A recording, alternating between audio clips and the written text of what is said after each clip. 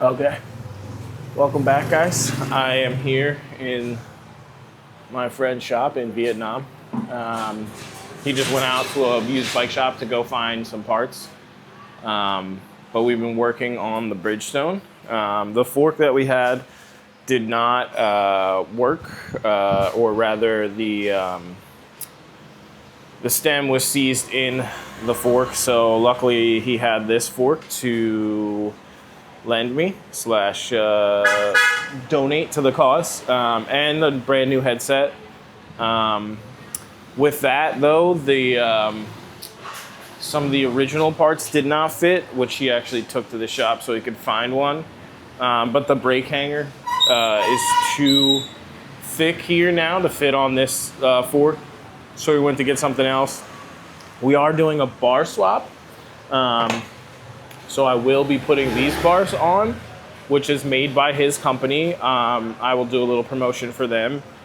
His design, and really cool. Kind of remind me of some of the clunker bars and the Strideland handlebars, but it's super unique. He had the stem and everything, and you know how much I love purple, so it made the most sense to just say yes.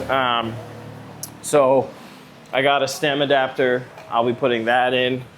That will go like that, and then the bars will go in there. So we do need a bar hanger. I may end up having to switch the brakes as well, which is common for a bar swap like this.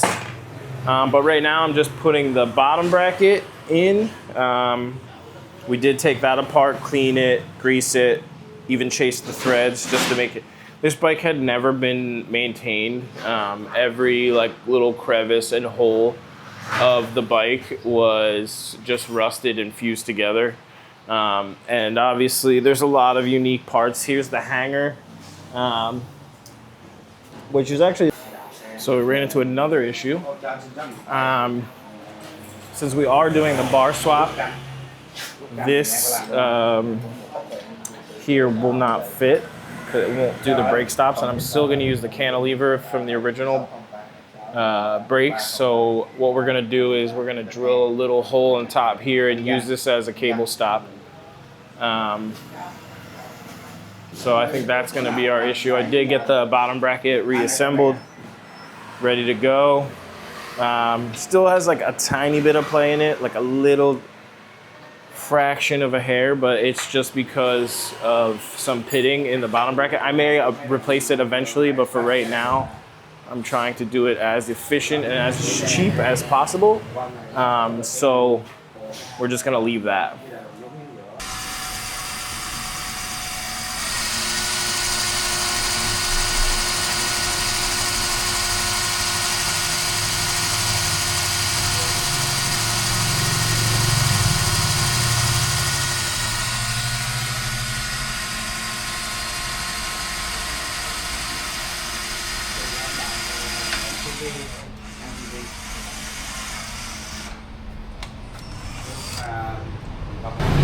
I got the brakes back on, lubed, ready to go. I probably should put new pads on it, but not right. He disassembled the axle for me. All-star mechanic here. How many years of experience do you have working on bikes? 9. 9 years? Nice, nice. It shows.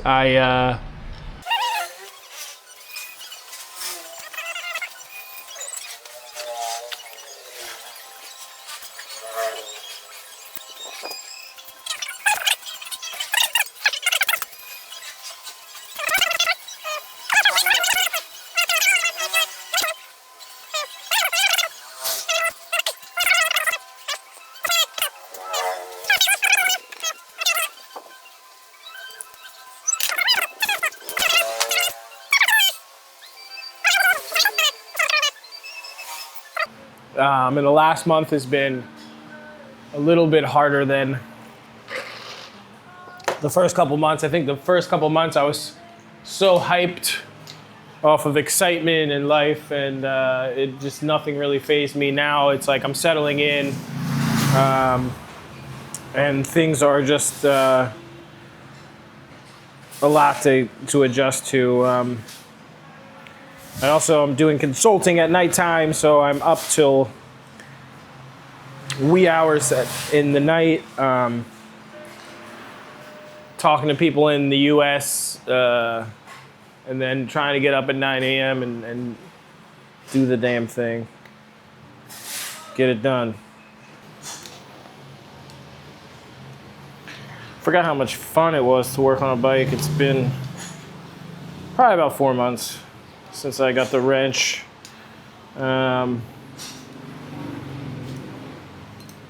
It's been even longer since I've been in an actual shop with a setup. I've just been working out of bins and totes.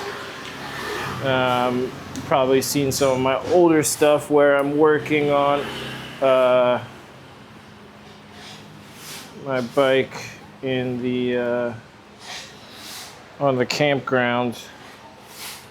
This is a new fork, so I might have to adjust everything indefinitely. Yeah, I'm gonna stay with the middle post, but I'm just gonna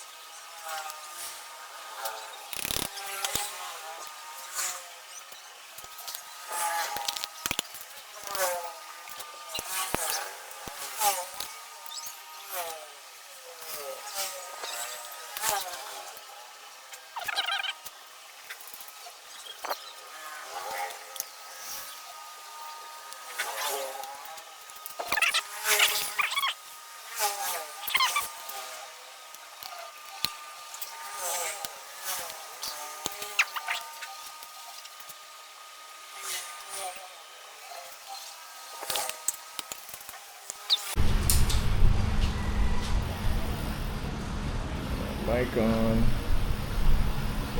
We are very close. Cool. So Andy here is adjusting the shifting for me very nicely. This rear derailleur is what I would call a cluster funk. You can see how it mounts together here. Go ahead, it's okay. It's hard to see with the wheel moving, but it's very interesting, unique. I've never worked on something like this as far as rear derailleurs go. I'm sure the bike industry will bring it back and try and convince everyone that they need to buy this type. But also, you know, I think like further down the road, if I play with this bike or keep this bike, maybe I'll make it single speed. That would be dope. And like it's really flat here in Ho Chi Minh, so it could be an option. But I've been trying to just keep this bike as original as I can. Look at that dork disc. Never forget that when I got this replaced, the guy charged me an extra, I think it was like 100,000 for that little plastic disc that I usually rip off. But I was very grateful at the time, so I didn't want to tell him no. But it looks pretty cool.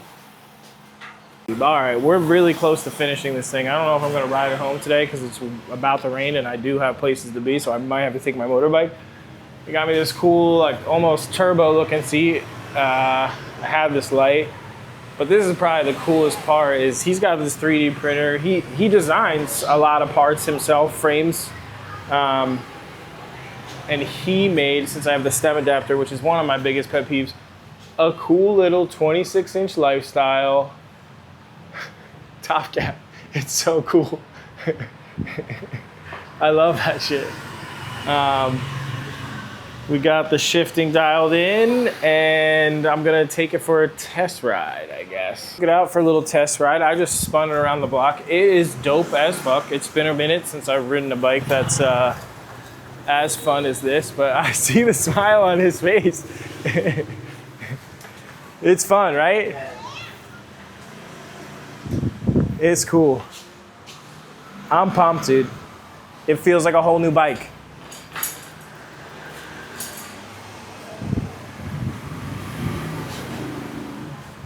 It's got a lot of flair. Unique.